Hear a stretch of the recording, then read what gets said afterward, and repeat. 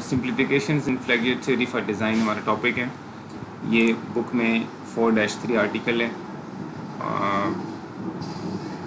मैं यहाँ पे आपको वन नोट पे पढ़ाऊँगा, यानी बेसिकली मैं एक डिफरेंट मेथड ट्राई करने की कोशिश कर रहा हूँ just to improve your learning experience.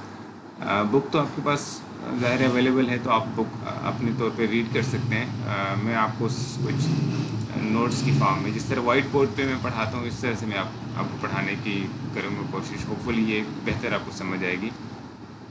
So simplifications in flagship theory से हम डिज़ाइन फॉर डिज़ाइन से स्टार्ट कर रहे हैं।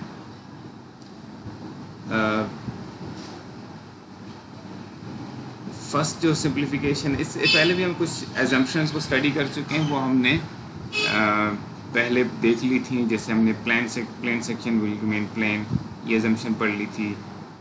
इसके अलावा हमने कुछ और एजम्पशंस को डिस्कस कर लिया था। ये मज़ीद कुछ ये मज़ीद कुछ सिंप्लीफिकेशंस हैं जो हम फॉर डिज़ाइन पर्पस लेंगे फ्लैगशिप थ्योरी में। So, number 1 is that tension contributed by concrete is neglected. So T of concrete is taken equal to 0. इस सारी डिस्कशन में एक बात याद रखिएगा कि हम जो ये सिंप्लीफिकेशंस ले रहे हैं, ये सिंप्लीफिकेशंस हम कंक्रीट की अल्टीमेट स्टेज के लिए ले रहे हैं, जिस वक्त सफिशिएंट क्रैकिंग हो चुकी होगी। और ये जो असम्पशन है T of concrete equal to 0, ये कोई बहुत बड़ी असम्पशन नहीं होगी। ओके, सेकंड असम्पशन हमारी ये है कि, यानी जैसे आपको याद है हमने ये डायग्राम को डिस्कस किया था। मैं पहले थोड़ा सा बैकग्राउंड सेट कर दूँ इसके लिए। यानी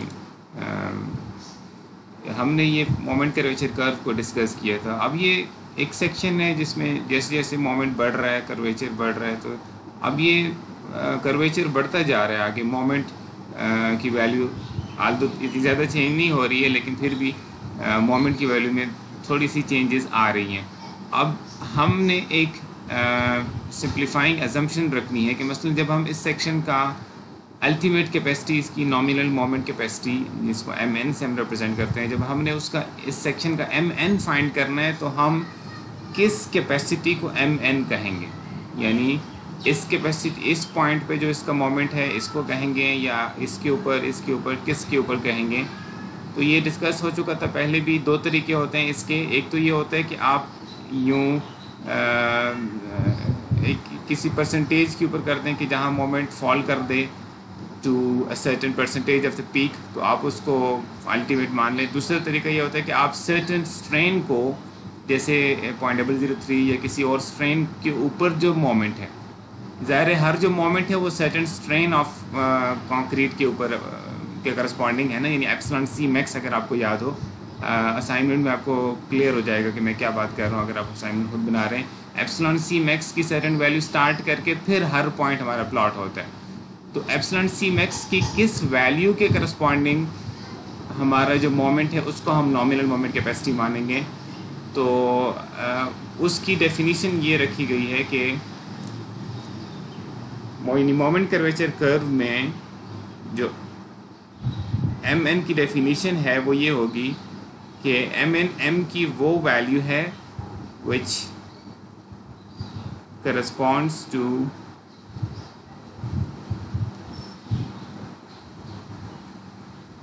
epsilon c max equal to epsilon cu।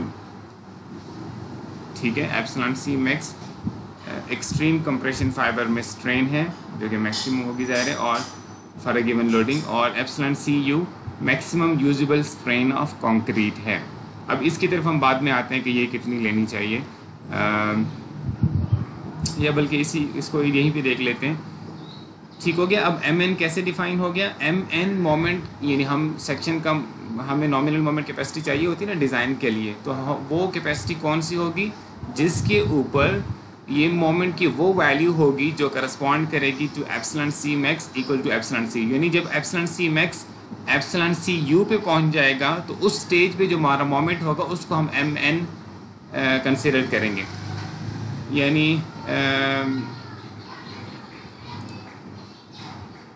इस अगर हम एप्सिलॉन सी यू की वैल्यू 0.003 कंसिडर कर लें तो इसका मतलब है कि इस पॉइंट के करस्पॉन्डिंग जो मोमेंट कैपेसिटी है, ये कैपेसिटी हमारी एम एन कहलाएगी।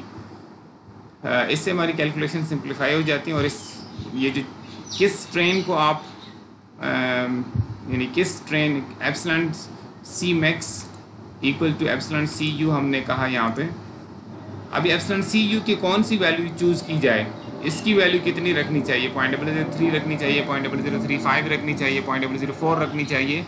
इस चॉइस से इतना फ़र्क इसलिए नहीं पड़ता कि अगर आप देखें तो ये कोई बहुत ज़्यादा डिफरेंस नहीं है इन पॉइंट्स के ऊपर। यहाँ करीब करीब अगर आप देखें तो इन पॉइंट्स के ऊपर मोमेंट की तकरीबन एक जैसी कैपेसिटी है, इस वजह से कोई इतना फ़र्क भी नहीं पड़ता है इससे। Okay, so this was the second point. अच्छा, अब इसमें हम नेक्स्ट ये देखना चाह रहे हैं कि एप्सिलॉन सी यू की कितनी वैल्यू रखी जाए। तो ये एक एक्सपेरिमेंटल डाटा जो है वो प्लॉट किया गया, यानी एक्सपेरिमेंट परफॉर्म किया गया कुछ, जिसमें रिइंफोर्स्ड कंक्रीट कॉलम्स और बीम्स को टेस्ट किया गया और उनकी फेलियर के टाइम अल्टीमेट जो फ्लेक्सुरल स्ट्रेन थी एप्सिलॉन सी यू, उनको एक्सपेरिमेंटली मेजर किया गया और इस तरह से ये कंप्रेसिव स्ट्रेंथ के अगेंस्ट प्लॉट किया गया। तो ये जो जितनी भी स्ट्रेंथ आपको नज़र आ रही हैं एक्सपेरिमेंटली जो ऑब्जर्व की गई हैं इस लाइन से, जो कि 0.003 के करस्पॉन्डिंग है, इससे तकरीबन ऊपर ये सारी। इसका क्या मतलब है कि हम अगर 0.003 को हम 0.003 मान लें एप्सिलॉन सी यू की वैल्यू अपने डिज़ाइन के लिए, तो ये एक कंजर्वेटिव अप्रोच होगी, तो यानी ये एक सेफ़ अप्रोच होगी। तो हम इसलिए ACI जो है वो इसकी वैल्यू 0.003 लेता है। ठीक हो गया, सेकंड अजम्पशन हमारी क्लियर होगी। और साथ में हमने ये भी देख लिया कि ये वैल्यू जो हम लेंगे ACI कोड में, this will be equal to 0.003। All right, third assumption क्या है? थर्ड जो सिंप्लीफाइंग अजम्पशन है, थर्ड जो सिंप्लीफाइंग अजम्पशन है, ये इसको समझने के लिए पहले आपको वही जो मोमेंट कर्वेचर कर्व हमने प्लॉट की थी उसके बैकग्राउंड पे थोड़ा सा जाना पड़ेगा। मैं क्विकली आपके साथ उसको देखता हूँ कि हमने उसको कैसे प्लॉट, इस कर्व को प्लॉट करने के लिए हमने क्या प्रोसीजर अडॉप्ट किया था। हमारा प्रोसीजर ये था कि ये हमारी स्ट्रेस स्ट्रेन डायग्राम थी। तो इस स्ट्रेस स्ट्रेन डायग्राम में, सॉरी ये हमारी स्ट्रेस स्ट्रेन डायग्राम क्या, हमारी स्ट्रेन डिस्ट्रीब्यूशन डायग्राम है। इस पर्टिकुलर किसी भी जगह पे जो स्ट्रेन है उसको हम करस्पॉन्डिंगली स्ट्रेस पे कैसे कन्वर्ट करते हैं, by looking at the strain diagram. मसलन यहाँ पे स्ट्रेन, लेट्स से मैं एज्यूम वैसे थ्रो कर रहा हूँ नंबर 0.004 है, लेट्स से 0.0004 है लेट्स से। तो इस 0.004 के करस्पॉन्डिंग स्ट्रेस कितना प्रोड्यूस हो रही है मैं कैसे देखता हूँ, ये वाला ऑर्डिनेट स्ट्रेस का कैसे मैं ऑब्टेन करता हूँ, इस स्ट्रेस स्ट्रेन डायग्राम को देख के। ये लेट्स से मेरा यहाँ पे 0.004 की वैल्यू है स्ट्रेन की, तो इसके करस्पॉन्डिंग कितनी स्ट्रेस है वो मैं रीड करके यहाँ प्लॉट कर लेता हूँ। जो यहाँ पे अगर लेट्स से 0.004 की स्ट्रेन थी, तो इस 0.004 के करस्पॉन्डिंग कितनी स्ट्रेस है वो मैं यहाँ प्लॉट कर लेता हूँ। इसी तरह हर जो स्ट्रेन है वो मैं यहाँ से देखता हूँ कि अगर उसके करस्पॉन्डिंग मटेरियल में कितनी स्ट्रेस प्रोड्यूस होती है। ये हमारी बेसिकली पैराबोलिक प्लस लीनियर हमने मॉडल एज्यूम किया था, डिफाइंड बाय, जिसमें पैराबोलिक की इक्वेशन ये थी और स्ट्रेट लाइन की इक्वेशन, सॉरी ये स्ट्रेट लाइन की इक्वेशन है ये सेकंड पार्ट की, और ये पैराबोलिक वाले रीजन की इक्वेशन हमने डेवलप की थी। एक एजम्पशन, एक मॉडल हमने लिया था स्ट्रेस स्ट्रेन डायग्राम का, मटेरियल का एक मॉडल एज्यूम किया था जिसमें पैराबोलिक प्लस लीनियर। सो हम अपनी स्ट्रेस डिस्ट्रीब्यूशन डायग्राम को ऑब्टेन करने के लिए क्या काम करते हैं, हर स्ट्रेन की वैल्यू को यहाँ देखते हैं कि उसके करस्पॉन्डिंग कितनी स्ट्रेस है, तो उसको प्लॉट करते जाते हैं। यहीं से आपको एक मैं पॉइंट ये भी समझाता चला जाऊँ कि मसलन यहाँ पे स्ट्रेन जो है, लेट्स से यहाँ पे जो स्ट्रेन है वो है इतनी, ठीक, तो इसकी वैल्यू आप यहाँ से रीड कर लेंगे, ज़्यादा स्ट्रेन के करस्पॉन्डिंग आप यहाँ से रीड कर लेंगे वैल्यू। फिर नीचे हमारी स्ट्रेन की वैल्यू थोड़ी कम है, ये देखें यहाँ पे। अब इस स्ट्रेन की वैल्यू आप यहाँ से लेट से रीड कर रहे होंगे, तो मुमकिन है कि जो ऊपर बड़ी स्ट्रेन थी उसके करस्पॉन्डिंग आपके पास जो स्ट्रेस वैल्यू है वो छोटी आ जाए, और जो कम स्ट्रेन है जो थोड़ा सा नीचे जाके उसके करस्पॉन्डिंग आपके पास स्ट्रेस वैल्यू बड़ी आ जाए, ये मुमकिन है। इस वजह से क्या होगा, कम स्ट्रेन के करस्पॉन्डिंग, ज़्यादा स्ट्रेन के करस्पॉन्डिंग जो स्ट्रेस है वो कम हो सकती है compare to a smaller strain, ठीक है। ये इसलिए ये इस तरह की शेप बन सकती है कि यहाँ पे स्ट्रेस कम हो एक्सट्रीम फाइबर में, और उससे थोड़ा सा जो नीचे वाला फाइबर है उसमें स्ट्रेस ज़्यादा हो। एनीवेज ये मैं बताना आपको ये चाह रहा था कि इस डायग्राम से इस डायग्राम पे जाने के लिए you need to look at the stress strain diagram of concrete. अच्छा, अब हमने इस शेप को एज्यूम किया था, पैराबोलिक प्लस लीनियर शेप को एज्यूम किया था, जिसकी बेस पे ये हमारी स्ट्रेस डायग्राम बन रही थी, स्ट्रेस डिस्ट्रीब्यूशन डायग्राम। थर्ड जो अजम्पशन जिसको अभी हम डिस्कस करने जा रहे हैं वो ये है कि आपने ये जो स्ट्रेस स्ट्रेन डायग्राम की parabolic plus linear shape assume की है, ये शेप इम्पॉर्टेंट नहीं है, ये शेप इम्पॉर्टेंट नहीं है। यानी अगर ये इम्पॉर्टेंट नहीं है, यानी आप इसको इम्पॉर्टेंट नहीं होने से क्या मुराद, आपने पैराबोलिक ली, आप इसको भले ट्रायंगुलर ले लेते, आप इसको रेक्टेंगुलर ले लेते, आप इसको कोई और शेप ले लेते, जब तक ये इम्पॉर्टेंट नहीं था कि आप शेप क्या ले रहे हैं इसकी। अगर इसकी शेप इम्पॉर्टेंट नहीं है तो बेसिकली ये यूज़ कहाँ पे होता है, इस डायग्राम से इस डायग्राम पे जाने के लिए। इसका मतलब ये वाली जो डायग्राम की शेप है इसकी शेप भी इम्पॉर्टेंट ना हुई। इम्पॉर्टेंट ये नहीं है कि इस स्ट्रेस डिस्ट्रीब्यूशन डायग्राम की आपके पास क्या शेप बन रही है, ज़ाहिर है इसकी शेप इसके ऊपर डिपेंड करती है, और इसका मतलब ये हुआ इसकी शेप इम्पॉर्टेंट नहीं है। इम्पॉर्टेंट क्या है, इम्पॉर्टेंट ये है कि आप जो प्रोसीजर कर रहे हैं, एनालिटिकल प्रोसीजर, कैलकुलेशन जो आप कर रहे हैं कागज़ पे या सॉफ्टवेयर के ऊपर, उसकी बेस पे जो मोमेंट कैपेसिटी का आप आंसर निकाल रहे हैं, वो आंसर उस बीम के करस्पॉन्डिंग जो एक्सपेरिमेंटल आंसर बनता है कि एक्सपेरिमेंट करके, तो इस स्ट्रेस डिस्ट्रीब्यूशन की शेप इंपॉर्टेंट नहीं है, शेप आप जो भी ले लें, लेकिन आपका जो कैलकुलेशन का mn का जो आंसर है मोमेंट के नॉमिनल मोमेंट कैपेसिटी का, वो एक्चुअल एक्सपेरिमेंटल आंसर से कंपेरेबल होना चाहिए, उसके करीब होना चाहिए। सो थर्ड अजम्पशन क्या हुई, थर्ड अजम्पशन हमारी ये हुई सिंप्लीफाइंग के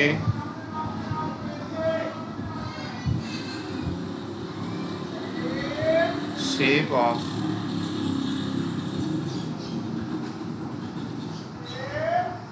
stress strain diagram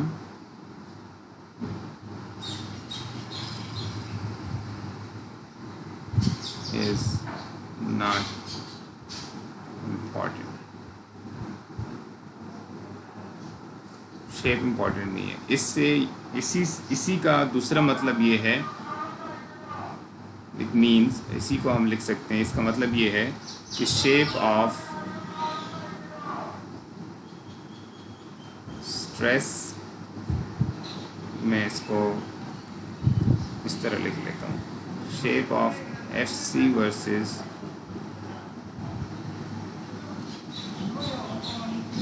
डेप्थ कहना चाहिए, या इसको सिंप्लीफाइड हम यूँ लिख लेते हैं, shape of stress block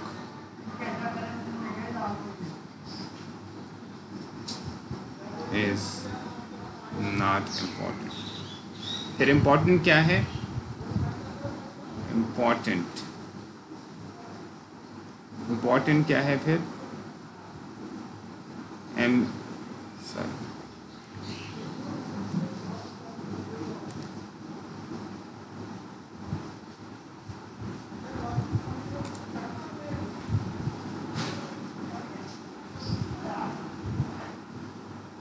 important ये है कि MN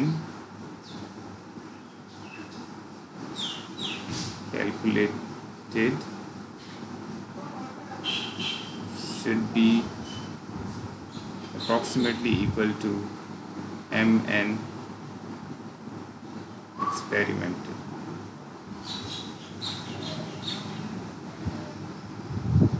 ठीक हो गया। सो ये तीन सिंप्लीफाइंग एजम्पशन, बेसिकली यही तीन एजम्पशंस आपको अगर आप स्टैंडर्ड के इस सेक्शन में जाएंगे, ACI कोड 222.2.2 में जाएंगे, तो आपको ये एजम्पशंस जो है वहाँ पे मिल जाएंगी, सारी एजम्पशंस जो हम यहाँ पे डिस्कस कर रहे हैं।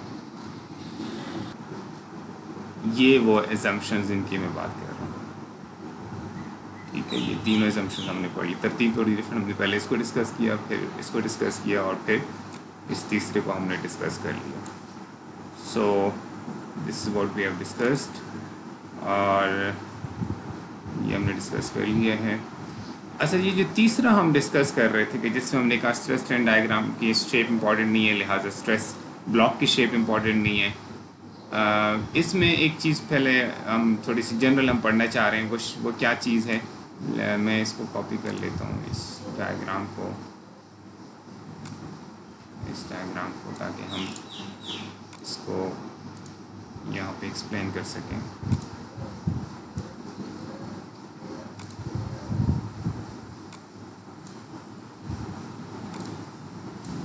यहाँ पे कुछ फैक्टर्स डिस्कस हुए हैं, यानी अब हमने कहा ना कि शेप इसकी इम्पॉर्टेंट नहीं है। अब हम मैथमेटिकली अगर किसी स्ट्रेस ब्लॉक की शेप को, ये न्यूट्रल एक्सिस से ऊपर वाला रीजन है, कंप्रेसिव स्ट्रेस ब्लॉक है ये, ठीक है।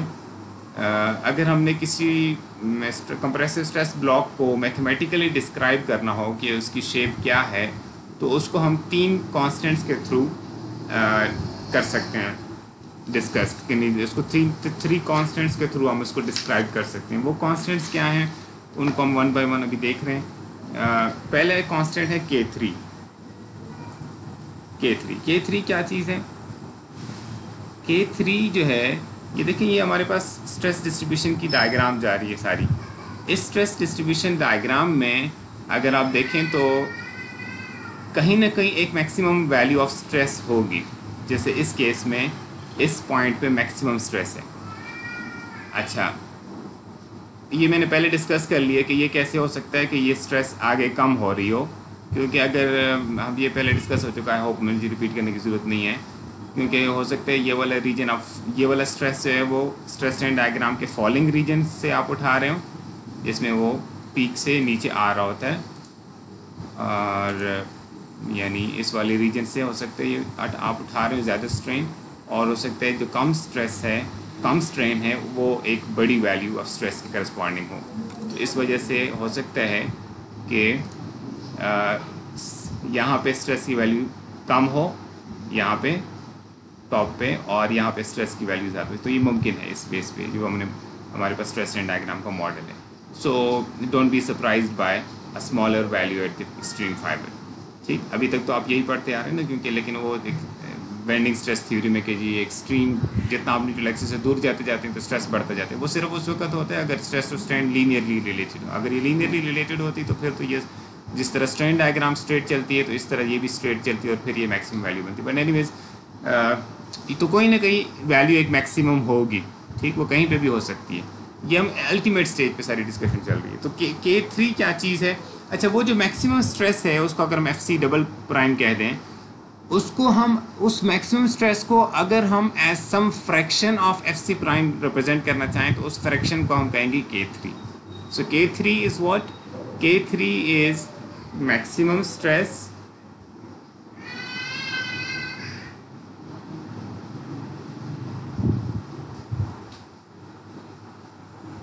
या अगर हम मैक्सिमम के लिए जो सैम्पल यूज़ हुआ है उसी को यूज़ कर लें, FC double dash divided by FC prime. इन FC डबल डैश को as fraction, some fraction of FC prime अगर रिप्रेजेंट करना चाहें तो ये इस तरह से लिए जा सकते हैं।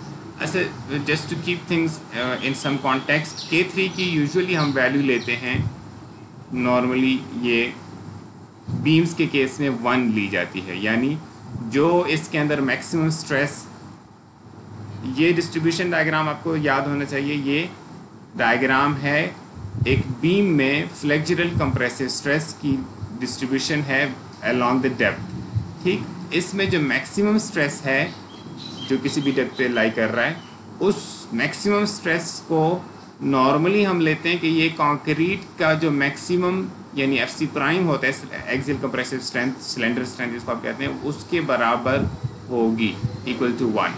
ठीक है, ये जो इक्वल टू 1 लिखा है ना, ये मैंने एक, यानी एक पर्टिकुलर वैल्यू जो कि किसी ख़ास केस में हो सकती है उसको कहा है। यानी generally K3 is FC double prime और FC प्राइम। ठीक हो गया? Okay, what is the next parameter? Next is K1। K1 क्या चीज़ है? K1 क्या है? देखें, इसमें स्ट्रेस यहाँ पे 0 है, और फिर ये आगे वेरी होता हुआ यहाँ पे मैक्सिमम, और फिर ये यहाँ पे फिर थोड़ा सा और रिड्यूस हुआ है। इसकी शेप कोई भी हो सकती थी, हमने एक्सप्लेन करने के लिए इस शेप को लिया हुआ है। अच्छा, K1 क्या चीज़ है? K1 is the ratio of average, मैं इसको FC कह रहा हूँ जनरली, यानी ये जो डायग्राम है ना इसकी जनरली ऑर्डिनेट, इस ऑर्डिनेट कहीं भी ऑर्डिनेट को मैं FC कह रहा हूँ, तो average FC divided by maximum FC।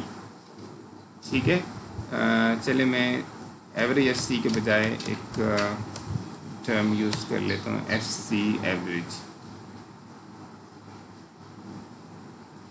ठीक है, डिवाइडेड बाय मैक्सिमम स्ट्रेस, इसी डिस्ट्रीब्यूशन के अंदर मैक्सिमम स्ट्रेस। ठीक है, जैसे ये इस डिस्ट्रीब्यूशन में मैक्सिमम स्ट्रेस है तो कोई ना कोई इन सारी की एक एवरेज वैल्यू भी होगी। वैसे बाय द वे उस एवरेज वैल्यू को अगर आप निकालना चाहें तो कैसे निकाल सकते हैं?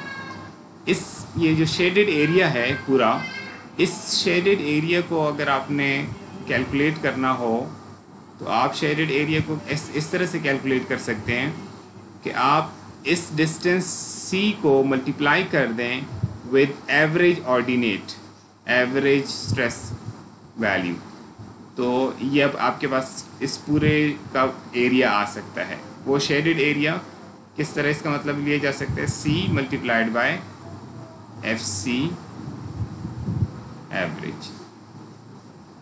ठीक है, इसका मतलब कि FC एवरेज अगर हमने लेना हो तो हम इसको इस तरह से निकाल सकते हैं, शेडेड एरिया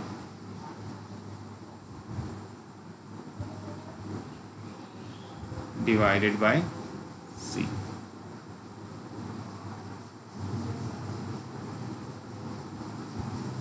ठीक हो गया? ये हमने समझ लें कि वैसे डिस्कशन कर लिए। अच्छा, अगर हम इस डेफिनेशन ऑफ FC एवरेज को यहाँ पे लेके आ जाएं, ये जो हमने FC एवरेज की ये डेफिनेशन कर दी है, यानी इन टर्म्स ऑफ शेडेड एरिया इसको डिस्कस कर लिया, अगर हम इस डेफिनेशन को यहाँ ले आएँ तो हम क्या लिख सकते हैं? FC एवरेज की जगह शेडेड एरिया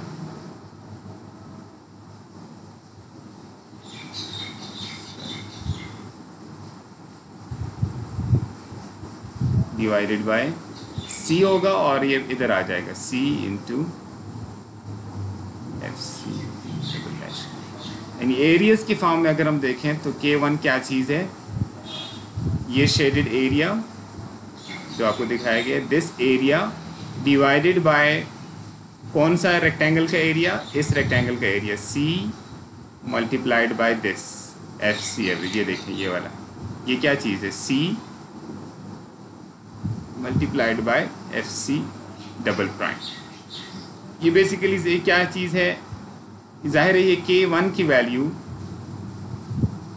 हमेशा लेस देन 1 होगी, जाहिर है एवरेज वैल्यू मैक्सिमम से कम होगी ना, यानी K1 हम इस यहाँ से ऐसे लिख सकते हैं, इस एक्सप्रेशन से, ये जो एक्सप्रेशन है इससे हम लिख सकते हैं कि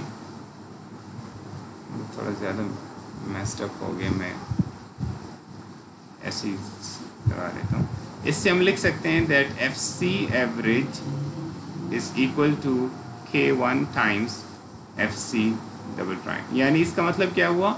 अगर हम एवरेज को, एवरेज जो स्ट्रेस है उसको some fraction times maximum stress लिखना चाहें तो वो जो फ्रैक्शन है वो K1 है। ठीक हो गया? नाउ K3 ऊपर डिस्कस हो गया था। इस डिस्ट्रीब्यूशन डायग्राम में जो मैक्सिमम स्ट्रेस है उसको as some fraction times cylinder strength FC prime के लिखना चाहें तो वो जो फ्रैक्शन है वो K3 है। नेक्स्ट K1 को डिस्कस किया, एवरेज, इस डिस्ट्रीब्यूशन में average ordinate average FC divided by maximum FC। ठीक है, और ये एरियाज की फॉर्म में इस तरह से लिखा जा सकता है, और इसी एक्सप्रेशन को यूज़ करके हम एवरेज जो स्ट्रेस है, एवरेज कंप्रेसिव स्ट्रेस इस डिस्ट्रीब्यूशन में equal to K1 times FC double dash लिख सकते हैं। एक फैक्टर अब रह गया, एक कांस्टेंट रह गया K2। K2 क्या चीज़ है? K2 इज़ ये जो आपके पास K2 से पहले एक चीज़ देख लें, ये CC है, यानी कंप्रेसिव फोर्स इन कंक्रीट, जो कि उसकी तरफ मैं आ रहा हूँ। ये किस तरह से हमने इस तरह से लिख दिया, लेकिन ज़ाहिर है ये कंप्रेसिव स्ट्रेस जो यहाँ पे अप्लाई हो रही है तो इसका करस्पॉन्डिंगली एक कंप्रेसिव फोर्स भी होगी। उस कंप्रेसिव फोर्स की लोकेशन को अगर हम, यानी लोकेशन से मुराद के टॉप से डिस्टेंस को अगर हम in terms of some fraction times depth of neutral axis C इससे रिप्रेजेंट करना चाहें तो उसको हम, उस फ्रैक्शन को हम कहें K2C, यानी K2 क्या है, वो fraction of neutral axis depth की फॉर्म में, यानी अगर CC की डेप्थ को हम सम फ्रैक्शन टाइम्स C कहना चाहें तो वो फ्रैक्शन K2 है। सो K2 is depth of CC divided by depth of neutral axis। इसका मतलब क्या है, अगर हम डेप्थ ऑफ CC को लिखना चाहें in terms of some fraction times depth of neutral axis, in terms of some fraction times depth of neutral axis, तो वो इस तरह से हम लिख सकते हैं। ठीक हो गया। Depth of CC can be written as K2 into C। So K1, K2 and K3। ये ज़ाहिर अब मैं आपको याद तो इस लेक्चर के दौरान नहीं करवा सकता, आप खुद इसको बार बार देखेंगे तो आपको ये याद हो जाएंगे, यानी K1, K2, K3 खुद आप इसको स्टडी करेंगे तो फिर आपके माइंड में बैठ जाएंगे, लेकिन होपफुली आपको समझ आ गई है। नेक्स्ट क्या है कि ये C फोर्स कैसे निकाली जा सकती है, कि इन terms of this constants C force. अब ये C फोर्स जो है, अगर आप यहाँ पे देखें, C फोर्स जो है ये ऑब्टेन हो सकती है इफ़ यू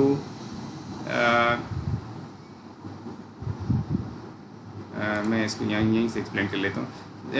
C फोर्स जो या CC फोर्स है, ये ऑब्टेन करने के लिए आपको क्या चाहिए, ये एक स्ट्रेस डिस्ट्रीब्यूशन डायग्राम है जो एक्ट कर रही है कंप्रेसिव रीजन में। अब इस कंप्रेसिव रीजन की एक साइड तो ये है ना C, अगर मैं इसका क्रॉस सेक्शन ड्रॉ करूं इस बीम का जिसकी ये डायग्राम ड्रॉ हुई है, तो वो क्रॉस सेक्शन कुछ इस तरह का होगा।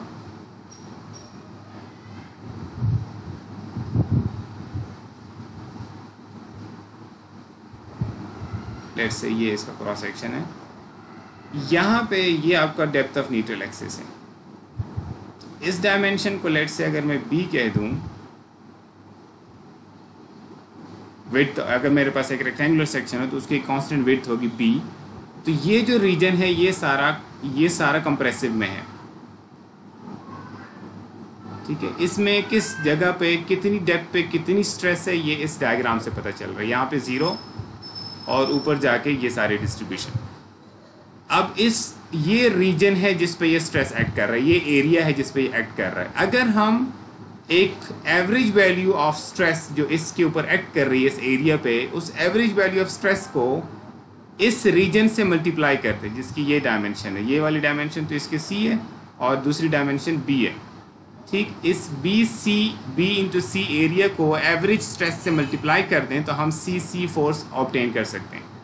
अब ये एवरेज स्ट्रेस से मल्टीप्लाई करके फोर्स कैसे निकाली जा सकती है, एरिया है BC, एवरेज स्ट्रेस अभी हम फिलहाल ऐसे ही लिख लेते हैं, CC इज इक्वल टू, या C is equal to area जिस पे, या पहले हम स्ट्रेस लिख लेते हैं, average stress FC average multiplied by B into C, area on which stress is acting. अब एवरेज स्ट्रेस को अगर हम in terms of maximum stress लिख लें बाय यूजिंग द रिलेशनशिप, ये जो हमने K1 के ऊपर यूज़ किया था, K1 को अब हम यहाँ पे यूज़ करने जा रहे हैं। FC average can be written as some fraction time maximum stress. ठीक है, जो मैक्सिमम स्ट्रेस यहाँ पे ऐड कर रहे हैं तो उस फ्रैक्शन को हम K1 कहते हैं। So FC average can be written as some fraction times maximum stress, और वो फ्रैक्शन को हमने K1 का नाम दिया हुआ है। सो FC एवरेज की जगह मैं लिख रहा हूँ K1 FC double prime, okay, और BC उसी तरह से। अब ये जो FC डबल डैश है जो कि इस स्ट्रेस डिस्ट्रीब्यूशन में एक मैक्सिमम वैल्यू है, उसको अगर हम cylinder strength F C prime के सम फ्रैक्शन टाइम्स लिख दें तो हम K3 को यूज़ कर सकते हैं। ये वाली इक्वेशन जो F C double prime can be written as K3 times F C prime. So मैं ये एफ सी डबल प्राइम की जगह पे ये K1 मैंने उसी तरह से लिख दिया ये, और एफ सी डबल प्राइम की जगह पे मैं लिख रहा हूँ K3 एफ सी प्राइम। ये मैंने वैल्यू इंसर्ट कर दी है इसकी, और बी सी उसी तरह से। अब ये एक्सप्रेशन अगर आप इसको लिखना चाहें तो ऐसे लिख सकते हैं K1 K3 F C prime B C, C कह लें या सी कह लें। This is how you can write your CC acting eight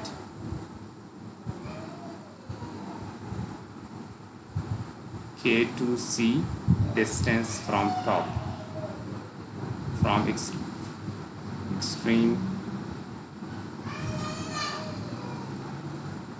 compression fibre. ठीक है, सेकंड के केस में टॉप वाला फाइबर होगा और हॉगिंग के केस में बॉटम वाला फाइबर होगा। Anyways, so this is what we have learned over here. ठीक हो गया।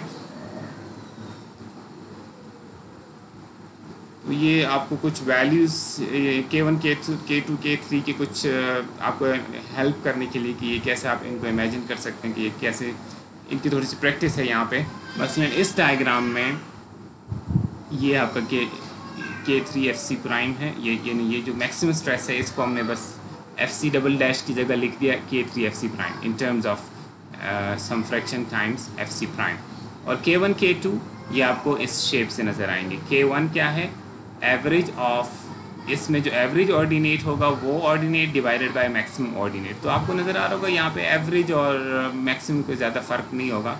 अगर ये कम्प्लीटली एक रेक्टेंगुलर बन जाए, ये जो इस केस में तो ये इस शेप में जा रही है ना, अगर ये कम्प्लीटली रेक्टेंगुलर होती तो फिर एवरेज और मैक्सिमम एक जैसी हो जाती, तो फिर K1 1 हो जाता। लेकिन इस केस में एवरेज वैल्यू मैक्सिमम से कम बनेगी, थोड़ी ज़्यादा कम बनेगी, तो ये 0.85 टाइम्स। और K2 0.425 लिखी हुई है। इसका मतलब क्या है, ये जो CC एक्ट करेगा, CC जो रिजल्टेंट होगा वो उसकी जो डेप्थ है that is 0.425 times depth of neutral axis. इस ट्रायंगुलर के केस में आप आसानी से इसको समझ सकते हैं। मसलन इस केस में अगर मैं इस फिगर को भी लेट्स से क्रॉप करके ले जाऊँ उधर नोटबुक में, so we can comment on it.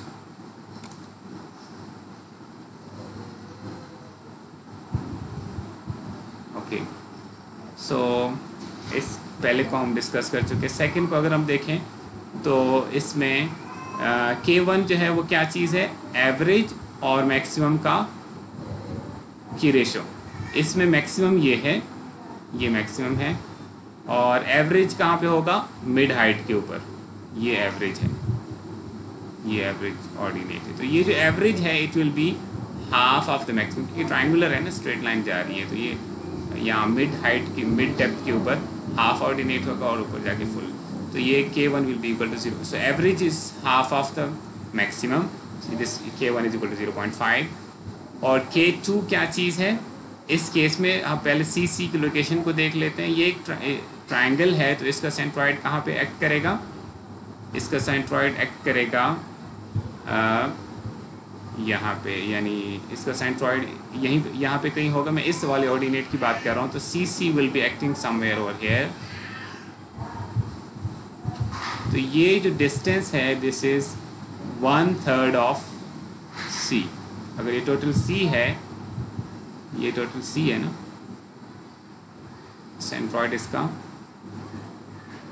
1/3 of C पे एक्ट करेगा। ये दूसरा डिस्टेंस हमें से रेलिवेंट नहीं है, ये 2/3 ऑफ C होगा। सो इसलिए K2 की वैल्यू आपको 0.33 नज़र आ रही है। इस केस में अगेन पैराबोला है, सो इसमें मैक्सिमम यही है जो आपको एक्सट्रीम फाइबर पे नज़र आ रहा है। ठीक है, K3 FC प्राइम यहाँ पे लिखा नहीं गया है, लेकिन ठीक है। K1 क्या होगा, average ordinate divided by maximum ordinate, तो एवरेज लेट से यहाँ पे कहीं बन जाए, जहाँ भी बन जाए, एवरेज डिवाइडेड बाय मैक्सिमम 0.67, और K2C, ये K2C यहाँ पे इस केस में 0.375. सो this is discussion on K1, K2 and K3. ये हमारे पास किसी भी शेप, किसी भी स्ट्रेस ब्लॉक के किसी भी शेप को रिप्रेजेंट करने का हमारे पास कॉन्स्टेंट्स हैं, K1, K2 and K3. Next हम देखने जा रहे हैं Whitney stress block. Whitney stress block क्या चीज़ है? So next is Whitney stress block.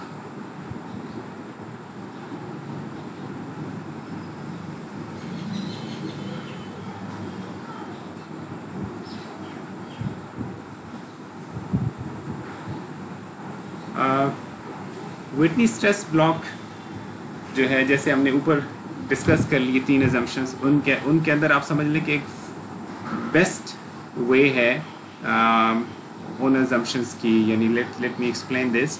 For example आपके पास एक क्रॉस सेक्शन है, ये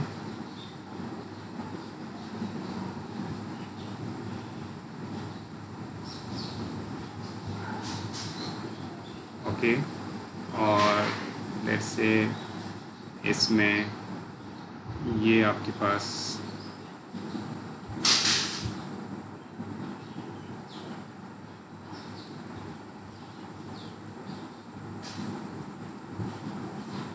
लेट्स से ये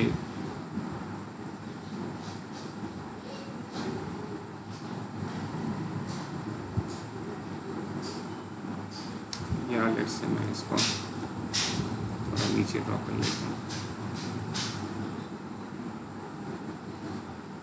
ये लेट से डेप्थ ऑफ न्यूट्रल एक्सिस है, यानी न्यूट्रल एक्सिस है ये लेट से आपका. सो और ये लेट से बी है,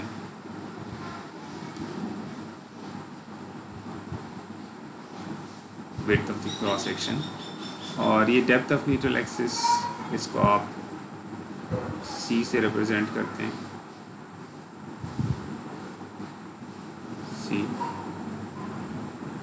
और इसके ऊपर एक स्ट्रेस डिस्ट्रीब्यूशन डायग्राम होती है. अभी हमने डिस्कस किया कि उस स्ट्रेस डिस्ट्रीब्यूशन डायग्राम की शेप इम्पॉर्टेंट नहीं है, सिर्फ क्या चीज़ इम्पॉर्टेंट है कि उसकी बेस पे जो आप MN कैलकुलेट करें वो एक्सपेरिमेंटल MN से मैच करना चाहिए, करीब करीब आना चाहिए. ये हमने डिस्कस किया, थर्ड जो पॉइंट.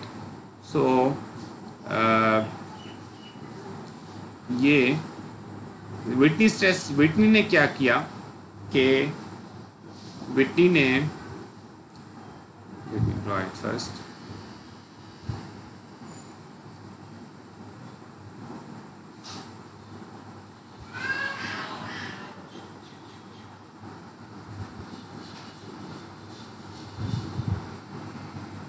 ये आपके पास डेप्थ के अलॉन्ग डिस्टेंस है, थोड़ा सा हम इसको कम कर सकते हैं. लेट्स से यहाँ इस लेवल पे आपके पास रीइंफोर्समेंट है, हम सिर्फ इस लेवल तक लाइन ड्रॉ करेंगे जो D डिस्टेंस है.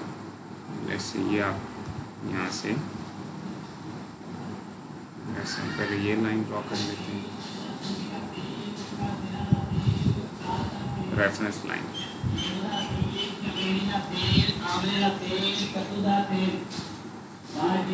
इसकी ज़रूरत नहीं है, लेट्स ड्रॉ द लाइन.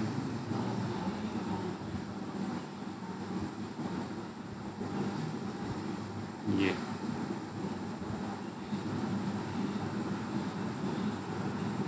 अब अगर आप इस लाइन को देखें जहाँ डेप्थ ऑफ न्यूट्रल एक्सिस हमने शो किया है, वो actual depth of neutral axis, वो लाइन यहाँ पर है. ओके, अब वो व्हिटनी ने जो डायग्राम सजेस्ट की है वो ये है कि आप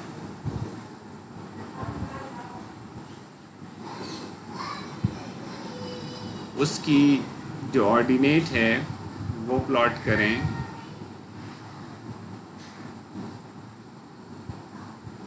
जी, इसमें अब अगर मैं लेबल करूं इस ऑर्डिनेट को, या अगर चूँकि ये स्ट्रेस डायग्राम है तो मैं इसको एरोज भी बीच में डाल लेता हूँ। लेट्स से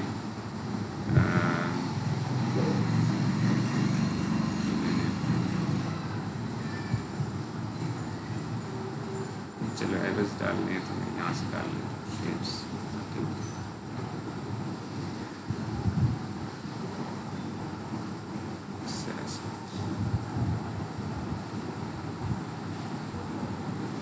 ये इस तरह से एक डायग्राम बन सकती है। ये जो ऑर्डिनेट है, ये कंप्रेसिव स्ट्रेस है, इसके ऑर्डिनेट, ये विटनी ने कहा कि मैं 0.85 FC प्राइम लेता हूँ, ठीक। और उसने इस डेप्थ, ये जो है इसको लिया up to a depth of, उसने एक डेप्थ इसको नाम दिया A, और उस A को उसने सम फ्रैक्शन टाइम्स C लिख दिया, उस फ्रैक्शन को उसने नाम दिया β1, ठीक हो गया। Uniform compressive stress of 0.85 FC prime over N equivalent compression zone, ये उसका इक्विवेलेंट कंप्रेशन जोन है। एक्चुअल जोन तो B इंटू C है ना, लेकिन उसने कर दिया B इंटू A, और उसके ऊपर एक यूनिफॉर्म स्ट्रेस ले लिया 0.85 FC प्राइम, ठीक हो गया। बाकी इसको इसने C का जो नाम, ये C का जो नाम है ये भी विटनी जो है बेसिकली, आप चलो इसको C तो हमने पहले भी नाम दिया हुआ, लेकिन खैर इस एक्चुअल डेप्थ को न्यूट्रल एक्सिस, और ये जो हमने ब्लॉक बना दिया ये वाला, इसको कहते हैं Whitney stress block.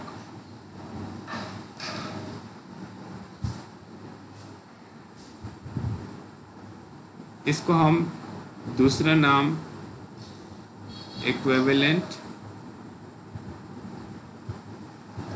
Rectangular stress block भी कहेंगे, ठीक हो गया। बाकी यहाँ पे stress at the level of steel, वो उसी तरह से आप FS लेंगे, ये which is equal to AS into FS। अच्छा, अब अगर इसको आपने फोर्सेस कैलकुलेट करनी हो, इस ये बहुत सिंप्लीफाइड वर्जन है। हमने कहा था ना ये शेप कोई भी ली जा सकती है, तो विटनी के केस में एक रेक्टेंगुलर की कैलकुलेशन करना सबसे आसान है, तो शायद इसलिए ये लिया गया। अब इसमें अगर हम कैलकुलेट करना चाहें, मैं अभी एक चीज़, ये C की लोकेशन में ड्रॉ कर रहा हूँ, अभी ये उसके ऊपर आ गया, लेकिन डोंट माइंड दिस। ये C है, CC, CC एक तो इसका जो डिस्टेंस है वो ये होगा हाफ ऑफ A/2, और A को हमने कहा है β1C/2, ठीक हो गया।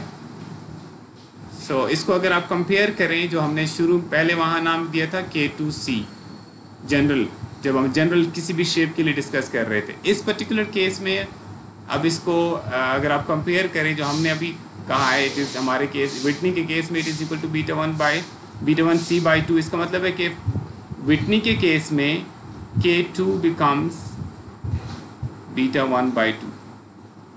विटनी स्ट्रेस ब्लॉक का K2 कोफिशिएंट कितना है, β1/2।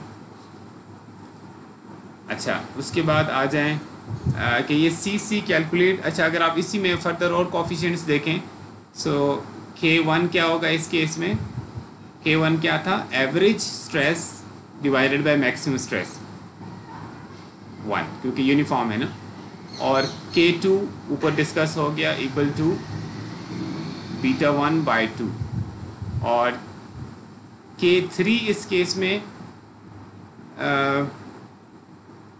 कितना लेना है, ये इसकी तरफ हम बाद में आ रहे हैं। K3 जो है बीम्स के केस में मैंने पहले डिस्कस किया था, हम इक्वल टू 1 लेते हैं, तो जो मैक्सिमम स्ट्रेस यहाँ पे लिया गया है वो है 0.85 एफ सी प्राइम, यही एवरेज है, यही मैक्सिमम है। तो अगर हम स्ट्रिक्टली बात करें तो इस केस में जो K3 की वैल्यू ली गई है that is 0.85, sorry F C prime लिख दिया, एफ सी प्राइम नहीं लिखना चाहिए, 0.85।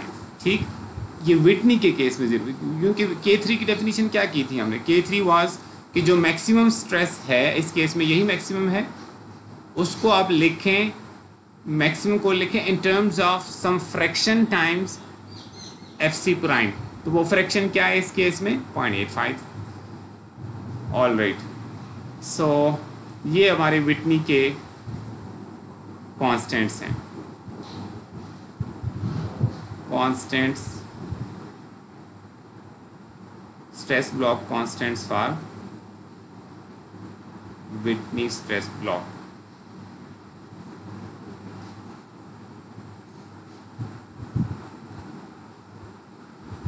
ऑल राइट, अब इसमें सी कैसे कैलकुलेट हो सकता है, लोकेशन बड़ी सिंपल, हमने कहा a/2 पे।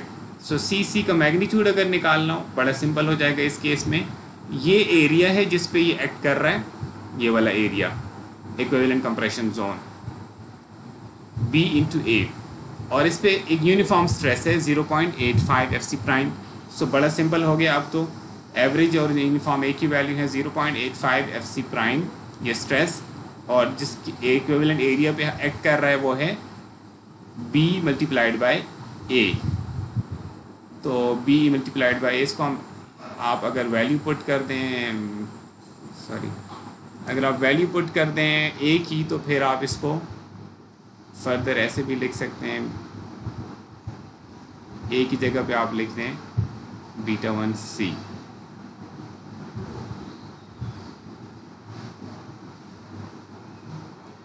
ठीक है, सो फिर आप इसको फर्दर ऐसे लिख सकते हैं 0.85 β1 और F C prime D C, ये ऊपर वाला भी ठीक है, ये भी ठीक है, ये जो भी आप यूज़ करना चाहें।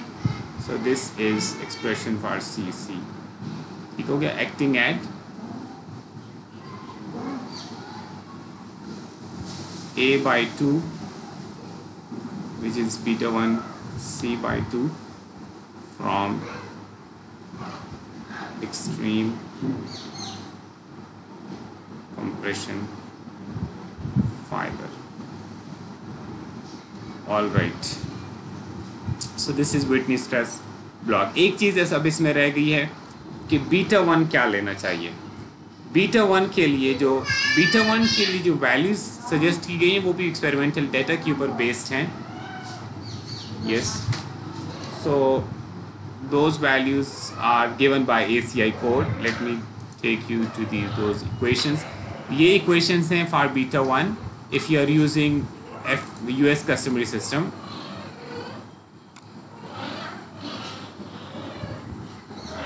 ठीक है,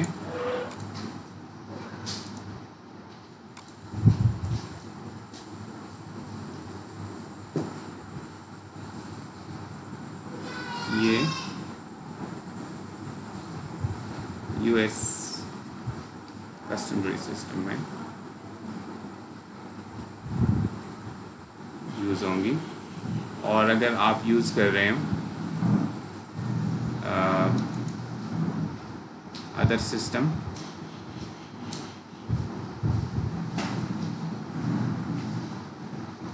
SI सिस्टम में ये वाली इक्वेशंस।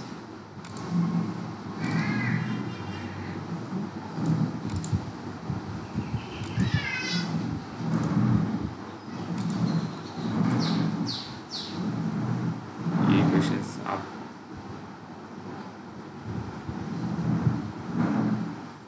SI यूनिट्स, β1 की 4000 PSI या SI में बात करें तो 28 मेगापास्कल तक जो FC प्राइम है उसके लिए 0.85 की फिक्स वैल्यू, और 4000 और 8000 के बीच में हो तो फिर ये expression in terms of FC prime, SI में ये एक्सप्रेशन, और ग्रेटर देन 8000 यानी greater than 56 megapascal then is a fix value 0.65। So this is the beta 1 values. अब ये एक्सपेरिमेंटल डेटा लेने के लिए भी बेसिकली तो कुछ एक्सपेरिमेंट्स किए गए होंगे ना, तो वो जो एक्सपेरिमेंट्स किए गए हैं वो उसका आपको यहाँ पे ये ग्राफ दिखाया गया है कि कैसे इनको फिक्स किया गया है। मैं इस ग्राफ को एक्सप्लेन करने में नहीं टाइम लगा रहा, you can look at this yourself. बस एक चीज़ का ध्यान रखें कि ये 0.8 ये वाला एक्सिस जो बीटा 1 नहीं शो कर रहा, ये 0.85 बीटा 1 शो कर रहा है। So that's I think that's enough for today।